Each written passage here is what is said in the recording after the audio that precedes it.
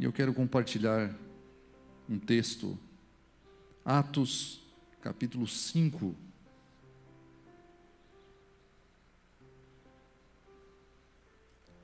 Atos, capítulo 5. Uma história que ficou registrada, não muito boa do que aconteceu, mas com verdades que podemos meditar um pouco. Diz assim: entretanto, certo homem chamado Ananias, com sua mulher Safira, vendeu uma propriedade, mas, em acordo com sua mulher, reteve parte do preço, e levando o restante, depositou aos pés dos apóstolos. Então disse Pedro: Ananias, porque encheu Satanás teu coração, para que mentisses ao Espírito Santo, reservando parte do valor do campo? Conservando, porventura, não seria teu? E vendido, não estaria em teu poder? Como, pois, assentastes no coração este desígnio? Não mentistes aos homens, mas a Deus. Ouvindo essas palavras, Ananias caiu e expirou, sobrevindo grande temor a todos os ouvintes. Jonathan, que tem a ver oferta com essa palavra que tu trouxe? Tem muito a ver. Quando nós falamos de oferta, nós falamos de culto, porque a Bíblia, ela não desassocia oferta de culto. Tudo é um complemento, tudo faz parte de um objetivo comum: obedecer a Deus, dar-lhe a glória e o louvor em tudo que nós fizemos, e as ofertas fazem parte disso. Mas eu fico admirado com a Bíblia, com toda a sua extensão, toda a sua proposição, desde Gênesis, o desenvolvimento da história, até o momento mosaico da lei, e inclusive quando há o tempo da graça manifesta em Jesus Cristo, no derramar do Espírito Santo, em Atos capítulo 2.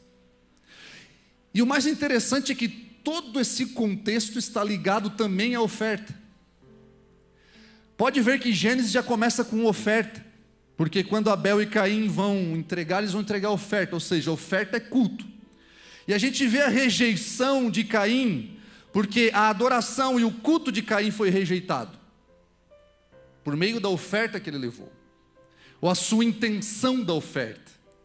A intenção da oferta de Caim, porque o problema não estava no produto, o problema estava em quem o entregava, ou seja, qual a sua intenção do coração. E esse texto aqui fala de intenção do coração na hora de ofertar. E deixa eu chamar a atenção de vocês, nós não estamos na antiga aliança, aqui nesse texto, nós estamos na nova aliança. E nós vemos alguém morrer de verdade, morrer literalmente na frente das pessoas e ser carregado pelos jovens para ser sepultado. Nós vemos alguém morrer no tempo da graça por causa de uma intenção maligna no coração, no momento da oferta. Momento da oferta. Agora deixa eu chamar uma coisa aqui, para termos uma percepção um pouco melhor. Na antiga aliança, o culto a Deus era no tabernáculo. O culto a Deus era no templo. E as ofertas faziam parte do culto no tabernáculo, no templo. Tudo que você possa imaginar, o culto estava ligado a isso. Por quê? Porque o templo, o tabernáculo, era o ponto de ligação entre céu e terra. E o culto era ali. Então a oferta era trazida ali, dízimo era trazido ali. Tudo era depositado aos pés dos sacerdotes. Só que a antiga aliança não funciona assim. Não vamos nos enganar e nos ater ao pé da letra do Antigo Testamento. Porque esse culto levítico já se tornou obsoleto. Já. Jonathan, o que tu estás querendo ensinar com isso? Que oferta acabou, que todo tipo de contribuição acabou? Não estou dizendo que acabou. Mas eu estou dizendo que mudou-se o princípio de culto. Mudou-se aonde está o lugar de culto. E o objeto de culto mudou. Porque nós não temos mais sacerdotes para fazer expiação pelos nossos pecados. O pastor não é meu sacerdote. Na verdade, ele nos fez sacerdote seu. A igreja tem um papel de sacerdócio, não um homem representando a igreja com o papel de sacerdócio. A igreja tem o papel de sacerdócio no reino de Deus. Veja bem, nós não precisamos levar cordeiro para sacrificar.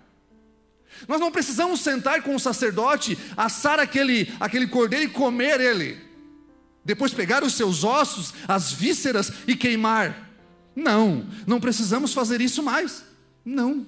Sabe por quê? Porque quando Jesus veio, ele veio como a representação máxima desse símbolo, sendo nosso sumo sacerdote para sempre, segundo uma ordem que não era a ordem levítica, mas a ordem de Melquisedeque, segundo uma ordem que vem do maior, segundo uma ordem que vem da eternidade, segundo uma ordem que vem da fé.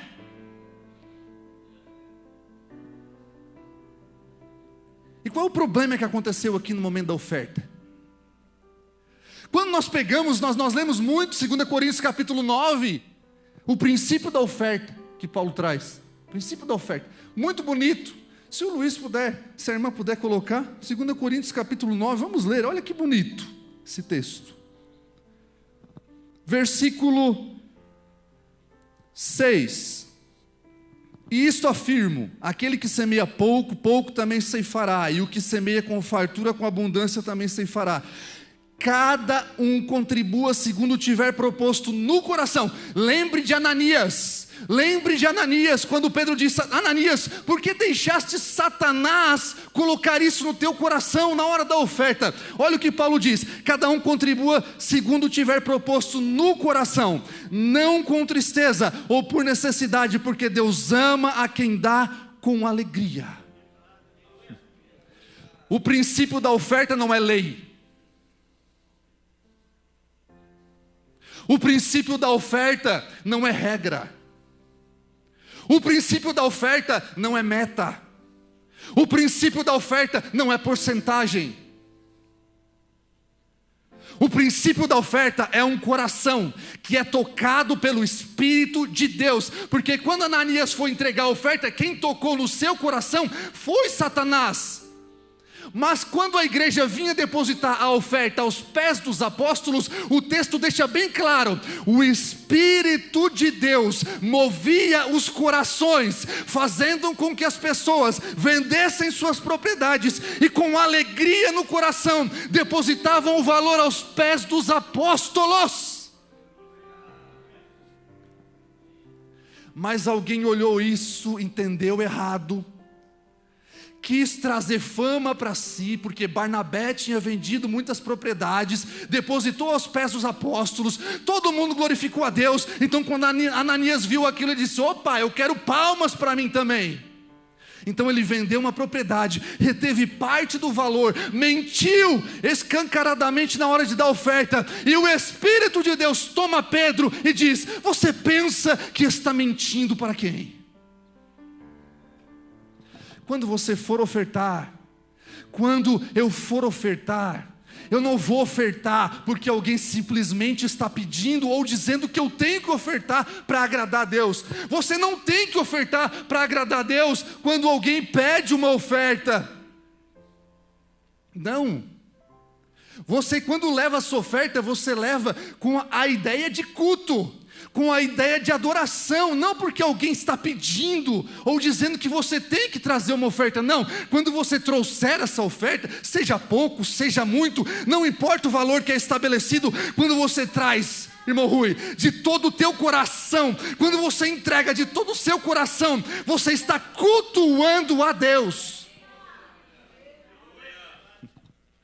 E para encerrar as minhas palavras, ou melhor, não as minhas, mas a da Escritura, a nova aliança tornou a antiga obsoleta. Por quê? Porque a antiga aliança, a lei estava nos umbrais, a lei estava na testa, a lei estava em tábuas de pedra, a lei, olha, era externa, ela era externa. Mas na nova aliança tem um segredo fantástico. Hebreus capítulo 10, versículo 15 vai nos dizer: a antiga aliança era externa, mas a nova aliança é Deus abrindo a nossa cabeça, abrindo a nossa mente e imprimindo nela as suas leis, imprimindo nela as suas leis, colocando dentro do nosso coração as suas leis. Ela não está mais fora de nós, ela agora é internalizada dentro de nós, para fazer a vontade daquele que nos chamou.